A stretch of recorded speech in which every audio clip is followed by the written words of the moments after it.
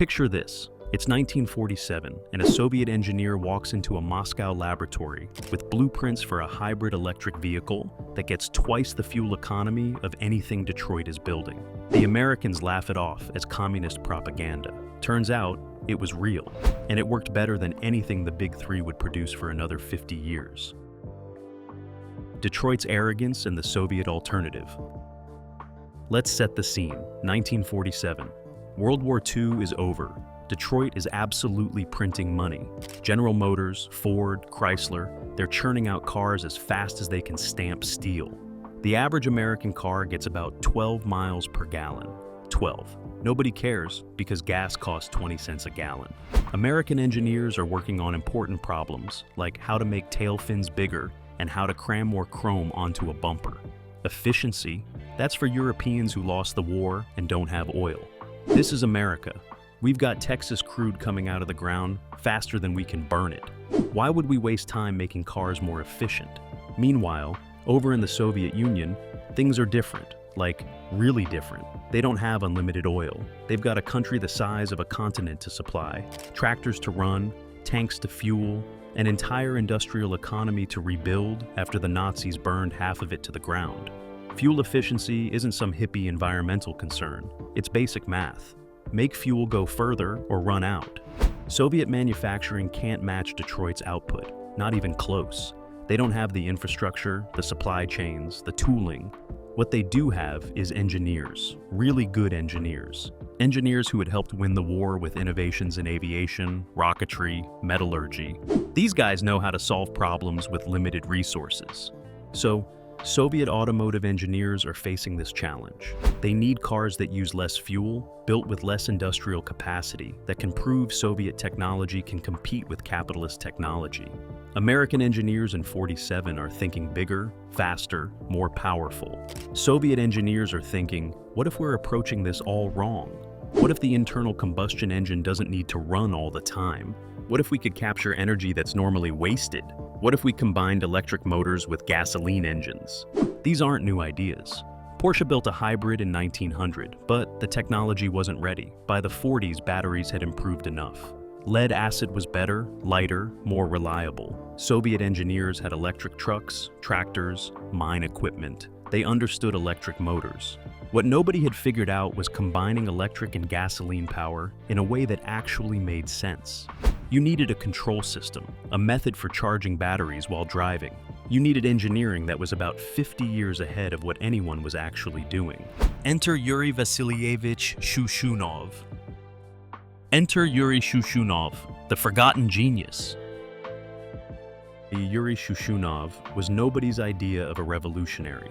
Born in 1912 in a small town outside Moscow, he studied electrical engineering at the Moscow Power Engineering Institute in the 30s. During the war, he worked on electrical systems for aircraft and submarines. After the war, he ended up at NAMI, the Central Scientific Research Automobile and Automotive Engines Institute in Moscow. NAMI in 47 was part of the Soviet scientific establishment, which meant it had resources and brilliant people, but also bureaucracy that would make the DMV look efficient. Shushunov worked in the propulsion systems department, which sounds fancy, but basically meant he was trying to make Soviet cars suck less. The story goes that Shushunov was commuting to work on the Moscow metro when he had his epiphany. The metro used regenerative braking. When the train slowed down, they converted kinetic energy back into electricity and fed it into the overhead lines. Other trains could use that power. It was elegant, efficient, and most importantly, it worked. Shushunov thought, why can't cars do this? Every time you brake, you're converting motion into heat through friction. That heat disappears into the air. It's wasted energy. What if instead, you converted that kinetic energy into electricity and stored it in a battery? Then use that electricity to power an electric motor that helps the gasoline engine. His colleagues thought he was crazy. The math seemed impossible. Batteries were heavy. Electric motors added weight. The system would be complex and probably break down constantly. Plus, how would you control it? You couldn't just have drivers manually switching between electric and gas power. It needed to be automatic. Shushunov didn't care what his colleagues thought. He was an engineer. Engineers solve problems. He started working nights and weekends in NAMI's experimental shop, building what he called the Elektromobil Hybrid, the electric mobile hybrid. The timing was actually perfect. Stalin was pushing Soviet science to catch up with and surpass the West. There was money for ambitious projects, especially ones that could embarrass American engineers. Shushnov managed to convince his department head that a hybrid vehicle could demonstrate Soviet technological superiority. He got approval for a small team and a modest budget.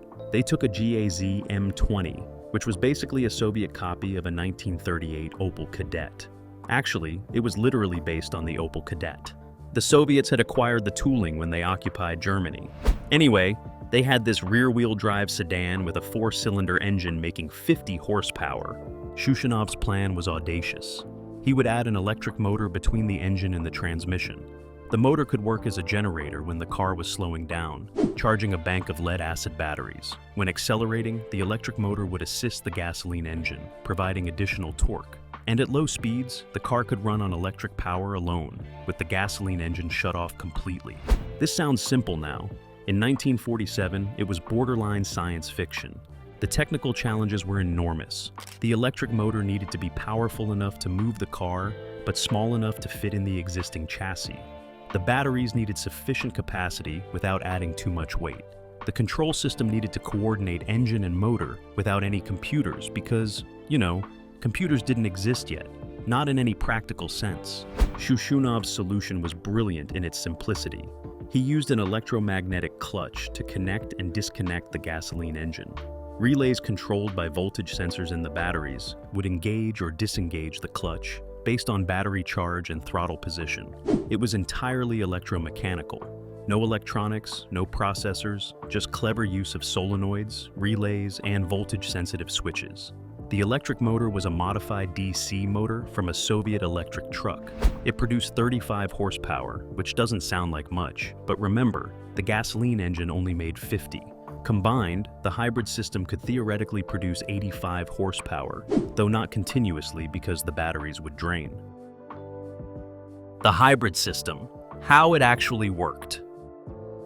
Let's get into the technical details because this is where Shushnov's genius really shows. The man invented systems that wouldn't become standard in production cars until the 2000s. In 1947, without computers, using relays and solenoids. The heart of the system was what Shushnov called the automatic power coordinator. Modern engineers would call it a hybrid control unit, but that term didn't exist yet. This device, about the size of a shoebox, sat behind the driver's seat and used electromagnetic relays to control power flow. Here's how it worked. You'd start the car, the gasoline engine would fire up normally. At low speeds, under about 25 miles per hour, the control unit would disengage the electromagnetic clutch, shutting off the gasoline engine. The car now ran purely on electric motor, drawing power from batteries. This is huge. In urban driving, you're spending a lot of time at low speeds, stop-and-go traffic, parking, maneuvering. Running the gasoline engine during these times is incredibly inefficient. The engine is barely loaded, burning fuel primarily to overcome its own internal friction. Shushnov's system just shut it off. When you needed more speed or acceleration, a switch connected to the throttle pedal would signal the control unit. The electromagnetic clutch would re-engage, the gasoline engine would restart instantly, and now both engine and motor were driving the wheels. Combined power. The electric motor acted like a supercharger, providing instant torque while the gasoline engine built up revs. But here's where it gets really clever. When you let off the throttle or hit the brakes, the control unit would again disengage the clutch, shutting off the gasoline engine. But now the electric motor would switch to generator mode. The car's momentum would spin the motor, producing electricity and feeding it back into the batteries. Regenerative braking in 1947. The batteries were lead acid, arranged in series giving about 80 volts. Total capacity was around 10 kilowatt hours, which by modern standards is pathetic. A modern Tesla has 100 kilowatt hours. But Shushnov wasn't trying to build a pure electric car. He just needed enough capacity to handle urban driving and store regenerated energy. The beauty of the system was its simplicity. No complex algorithms, no processors, just relays, solenoids, and voltage sensors. If battery voltage dropped below a threshold, the gasoline engine would stay on to recharge. If voltage was high, the engine would shut off more aggressively. Shushnov even incorporated a manual override. If the system failed, the driver could flip a switch bypassing all automatic controls and run the car conventionally with just the gasoline engine. This was crucial for Soviet bureaucrats who didn't trust new technology. The regenerative braking was particularly innovative. Shushnov used a variable field generator design that adjusted resistance based on how hard you braked. Light braking, less resistance, smoother deceleration. Hard braking, maximum resistance, maximum energy capture. Mechanical brakes would still engage for emergency stops, but normal braking was primarily regenerative. The weight penalty was significant. The electric motor added about 80 pounds. The batteries added 350 pounds. The control unit and wiring added another 50 pounds. Total, about 480 pounds heavier than a stock GAZ M20. But here's the thing. That weight penalty was more than offset by efficiency gains. The hybrid system allowed the gasoline engine to run at its most efficient operating range when it was running at all. During urban driving, it could shut off completely.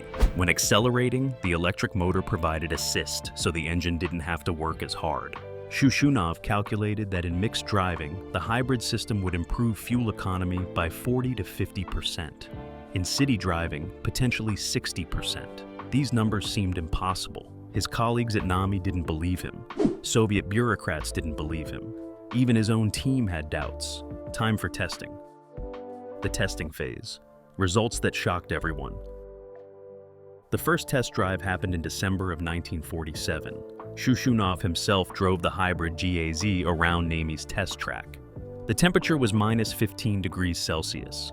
Not ideal conditions for batteries, which lose capacity in the cold. The car worked. Holy shit, it actually worked. The electric motor pulled the car away from a stop in eerie silence. The gasoline engine kicked in smoothly when needed. The regenerative braking felt weird, a sort of engine braking sensation, but it worked. The automatic system switched between modes without driver input. Initial testing showed problems, obviously. The electromagnetic clutch would sometimes engage harshly, causing a jolt. The relays would occasionally stick, requiring manual intervention. The batteries drained faster than calculations predicted. But these were engineering problems with engineering solutions. Over the next 6 months, Shushnov's team refined the system. They modified the clutch mechanism to engage more gradually. They replaced faulty relays with more robust units. They improved the battery insulation to maintain capacity in cold weather. They added cooling for the electric motor, which tended to overheat during extended use. By summer of 1948, they were ready for real-world testing. NAMI had a standard test route from Moscow to Leningrad, about 700 kilometers. They had run cars over this route to evaluate fuel economy, reliability, and performance. The route included city driving, highway cruising, and some hills. They prepared 2 identical GAZ M20 sedans. One was stock, one was Shushnov's hybrid. Both were filled with fuel, weighed, and inspected. The test would be simple: drive from Moscow to Leningrad and back. Record fuel consumption, average speed, and any mechanical issues. The results were stunning. The stock GAZ used 68 liters of gasoline for the round trip. The hybrid used 39 liters. That's a 43% reduction in fuel consumption. 43%. And this wasn't some lightweight prototype on a closed track.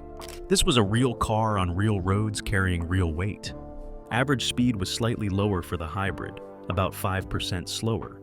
This was due to the extra weight and slightly reduced top speed, but nobody cared. You're telling me I can drive the same distance using less than half the fuel with only a tiny reduction in speed? Where do I sign up? The performance metrics were equally impressive. In city driving, where the hybrid could run on electric power alone or with gasoline engine assist, fuel economy improved by nearly 60% compared to the stock car.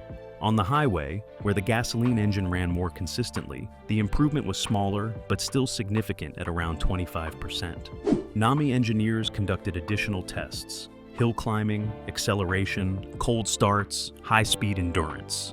The hybrid matched or exceeded the stock car in most scenarios, except absolute top speed, where the extra weight made a difference.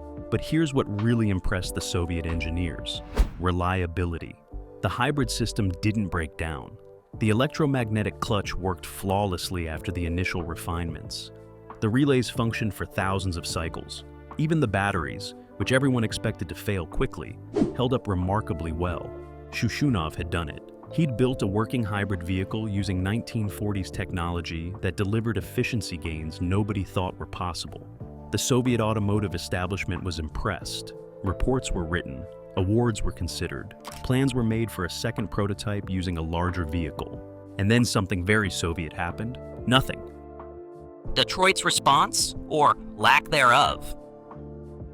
So, how did Detroit react to news that some Soviet engineer had built a hybrid car that doubled fuel economy? Great question. The answer is complicated and involves Cold War paranoia, corporate arrogance, and a healthy dose of not invented here syndrome.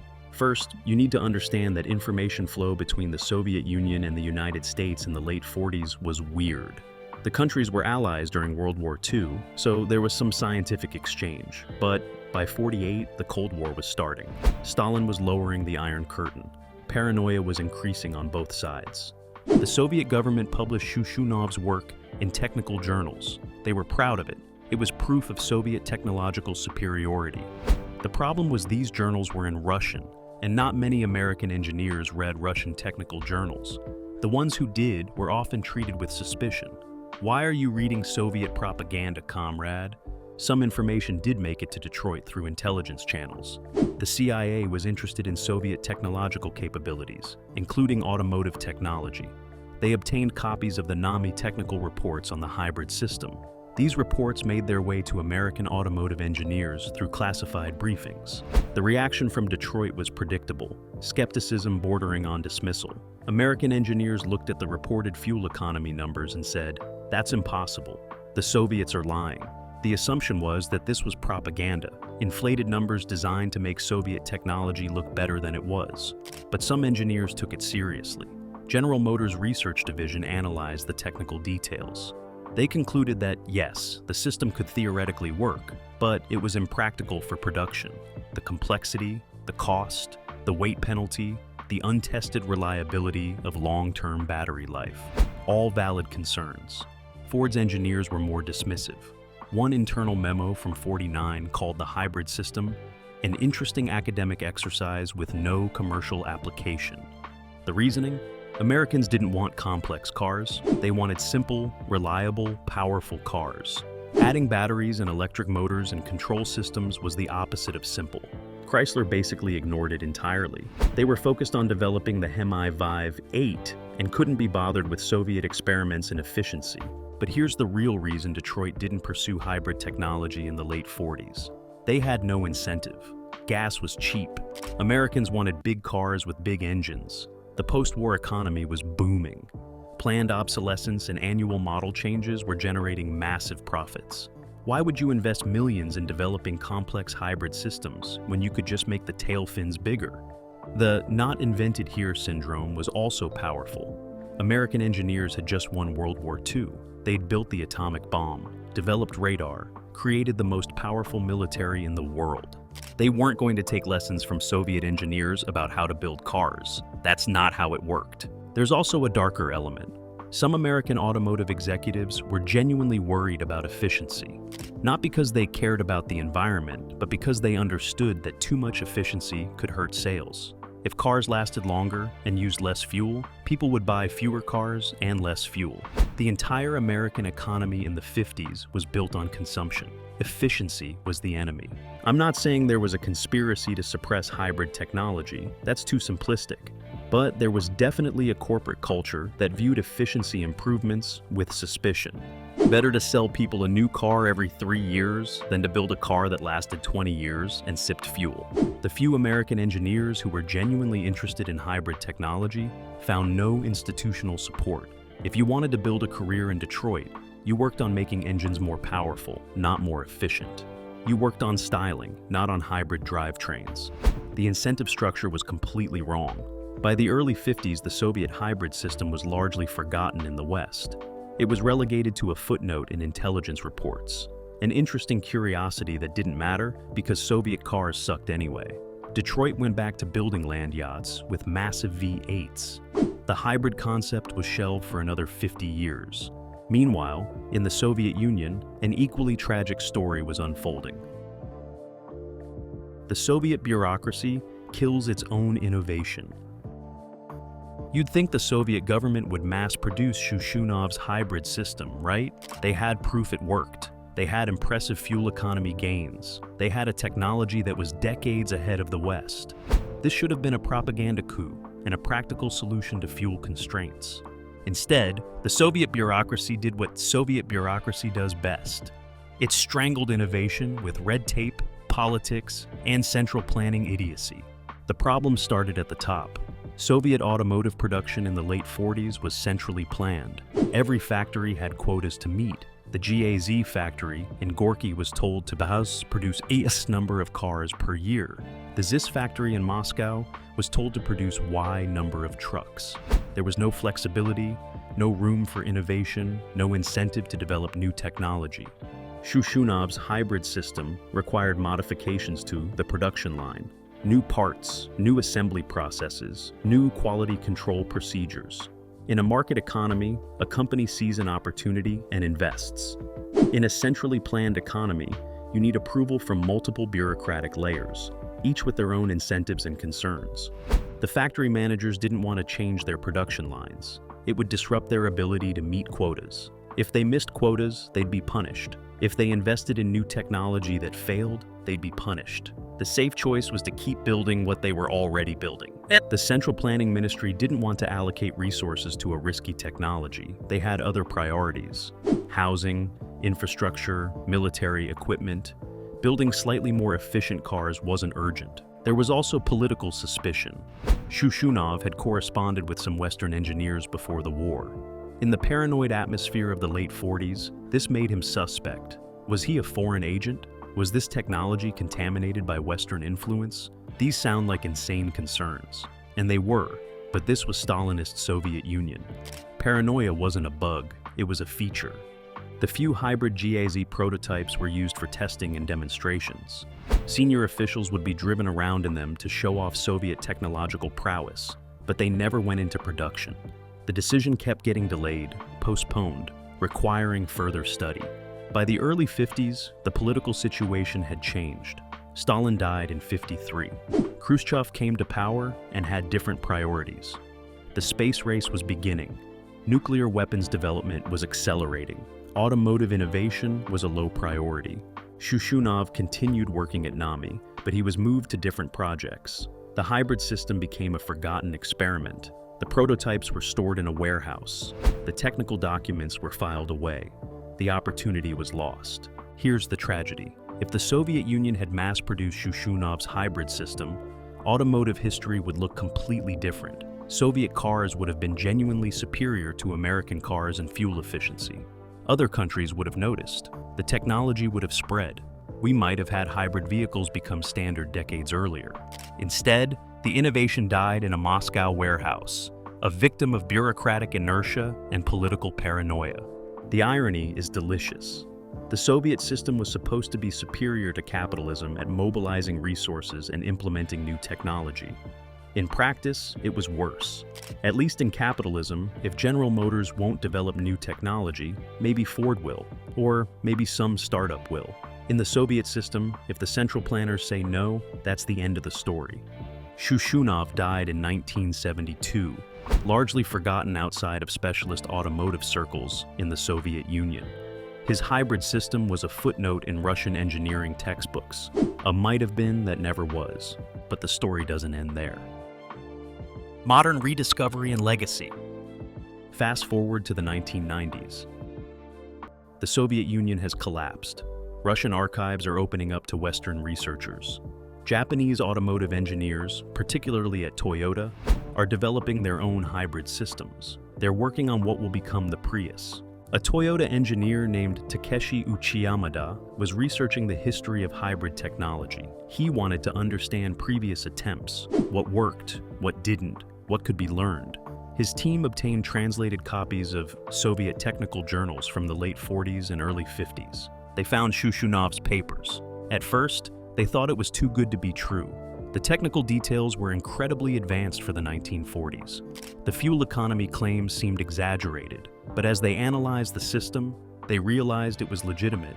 Shushnov had actually built a working hybrid vehicle 50 years earlier using entirely electromechanical controls. Toyota engineers were impressed by several aspects of Shushnov's design: the use of regenerative braking, the automatic switching between power sources, the parallel hybrid configuration, where electric and gasoline power could be combined. These were all features that Toyota was implementing in the Prius, but Shushnov had done it first with 1940s technology. The main differences were in execution. Toyota had computers, advanced electronics, efficient batteries, decades of additional materials science, but the core concepts were remarkably similar. The Prius was essentially a sophisticated evolution of Shushnov's basic design. Toyota acknowledged this in some of their internal documentation. Japanese engineering culture has more respect for historical precedent than American engineering culture. They saw value in understanding that they weren't inventing something entirely new, but rather perfecting something someone else had pioneered decades earlier. The Prius launched in 1997, exactly 50 years after Shushnov built his prototype. It was initially a Japan-only model, but it demonstrated that hybrid technology could work in mass production. The first-generation Prius got about 42 miles per gallon combined, not far off from what Shushnov achieved in 48, with vastly inferior technology. When the Prius came to America in 2000, it launched during rising gas prices and increasing environmental awareness. Suddenly, efficiency mattered. Suddenly, American consumers were interested in hybrid technology. Detroit scrambled to catch up, launching hybrid versions of existing models with varying degrees of success. Today, hybrid technology is mainstream. Every major manufacturer offers hybrid models. The technology has proven itself over millions of vehicles and billions of miles. The core concepts that Shushnov pioneered in 1947 are now standard. But here's what bothers me. Shushnov's name isn't in the automotive history books. Ask most people who invented the hybrid car, and they'll say Toyota. Maybe someone will mention Porsche's early experiments. But Shushnov, nobody's heard of him. There's no plaques, no monuments, no recognition. The man who actually built a working, practical hybrid vehicle using 1940s technology died in obscurity. His innovation was suppressed by Soviet bureaucracy and ignored by Detroit. By the time hybrid technology finally succeeded, he'd been dead for decades. In 2014, some automotive historians in Russia tried to bring attention to Shushnov's work. They found one of the original prototypes in a warehouse outside Moscow. It was in rough shape, stripped of valuable parts, sitting on flat tires. But the basic structure was intact. They restored it, got it running again, and demonstrated it at a Moscow automotive museum. The hybrid system still worked. After 67 years, the basic design was still functional. That's engineering. The lesson Detroit never learned. So, what's the lesson here? There are several, actually, and they're all relevant today. First, innovation can come from anywhere. Shushnov wasn't working at a prestigious Western university or a well-funded American corporation.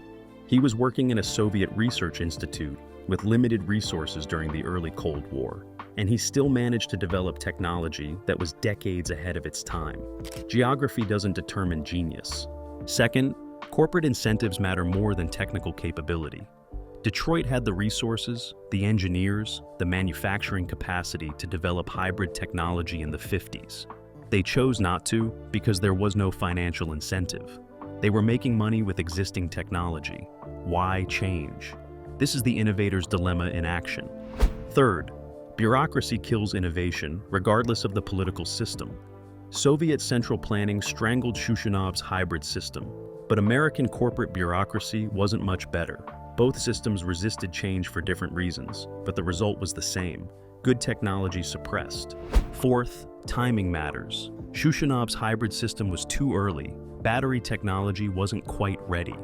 There was no environmental movement pushing for efficiency. Gas was cheap. The technology worked, but the world wasn't ready for it. Sometimes being first means you lose. But here's the real lesson. The technology Detroit dismissed as impossible in the 40s became the technology that challenged Detroit's dominance in the 2000s. Toyota didn't beat American automakers with better V8s or bigger trucks. They beat them with efficiency, with hybrids, with technology that Detroit could have developed 50 years earlier if they'd paid attention to some Soviet engineer nobody took seriously. Think about that. If Detroit had licensed or developed Shushunov's technology in the 50s, American automakers would have had a 50-year head start on hybrid technology. They'd own the patents, the expertise, the market. Toyota might never have developed the Prius, because American companies would have already solved the problem. Instead, Detroit spent 50 years building bigger, less efficient cars. They ignored efficiency until gas prices and environmental regulations forced their hand. By then, the Japanese had caught up and passed them. The Big Three went from dominating global automotive markets to bankruptcy and bailouts, all because they wouldn't listen to a Soviet engineer in 1947. The irony is thick enough to cut with a knife. American exceptionalism and corporate arrogance led Detroit to dismiss innovation from an ideological enemy. That innovation proved to be exactly what the market would eventually demand. Detroit's refusal to adapt nearly destroyed them. Today, we're facing similar questions about electric vehicles, autonomous driving, alternative fuels. The companies that succeed will be the ones that can innovate regardless of where the innovation comes from. The companies that fail will be the ones that dismiss new technology because it wasn't invented internally or because it threatens existing profit streams. Shushunov's hybrid system is a reminder that sometimes the most important innovations come from unexpected places. Sometimes the experts are wrong, sometimes the outsider looking at an old problem with fresh eyes finds a solution everyone else missed. And sometimes that solution sits in a warehouse for 50 years while the world slowly, painfully, expensively reinvents it. If Shushunov were alive today, he'd probably look at the modern hybrid market and think, "I told you so." He'd see Toyota Priuses and Honda Insights and Ford Escapes all using variations of the system he invented 75 years ago. He'd see his core concepts validated by millions of vehicles on the road worldwide. But he'd also see that he received no credit, no recognition, no acknowledgement. His innovation was stolen by history, suppressed by bureaucracy, ignored by the establishment, and finally reinvented by people who never knew he existed. That's the real tragedy here. Not that hybrid technology took 50 years to succeed, but that the man who pioneered it died thinking he'd failed. He didn't fail. Everyone else did. The Soviet bureaucrats who wouldn't mass-produce his design failed. The Detroit executives who dismissed his work as propaganda failed. The system that valued incremental profits over transformative innovation failed. Shushunov succeeded. He built a hybrid vehicle in 1947 that worked, that delivered impressive efficiency gains, that proved the concept was viable. He was just born in the wrong place at the wrong time, with the wrong political system and the wrong audience. So, here's to Yuri Vasilyevich Shushunov, the Soviet engineer who outsmarted Detroit with a hybrid system nobody believed was real. History forgot him, but his innovation drives the roads today.